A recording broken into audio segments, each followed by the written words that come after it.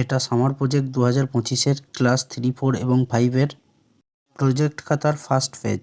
এখানে ছাত্র বা ছাত্রীর নাম এবং রোল নাম্বার দেওয়া আছে। এটা হচ্ছে সূচিপত্র।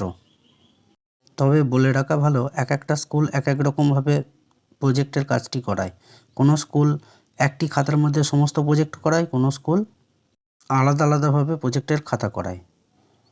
এটা অঙ্কের প্রথম পাতা। এখানে প্রকল্পের নাম, বিষয় এবং শ্রেণী এগুলো লেখা আছে। এটা কাজের বিবরণ, কি কাজ করতে হবে। দেখি কি কাজ করতে হবে।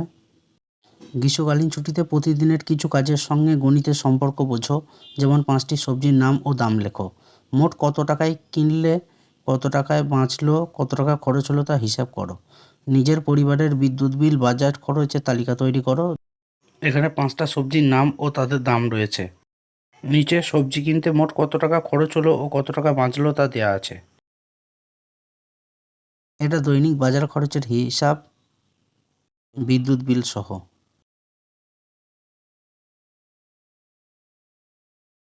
এটা দৈনিক তাপমাত্রার 5 দিনের হিসাব, গড় তাপমাত্রা, অবশ্যই গড় তাপমাত্রা।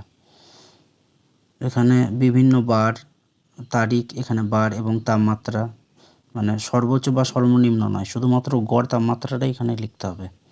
এর পরের পাতায় এখানে তুলনা করা হয়েছে, অর্থাৎ কোন দিন তাপমাত্রা বেশি ছিল, কোন দিন কম ছিল, সেগুলো লিখতে হবে। হয়তো দেখা যাচ্ছে গত 5 দিনের মধ্যে প্রথম দিন সোমবারের গড় তাপমাত্রায় ছিল হয়তো 32 ডিগ্রি সেন্টিগ্রেড, তারপরে দিনে তাপমাত্রা বেড়ে দাঁড়ায় গড় 34 ডিগ্রি সেন্টিগ্রেড। এইভাবে লিখতে হবে। তো এটাই শেষ। ধন্যবাদ।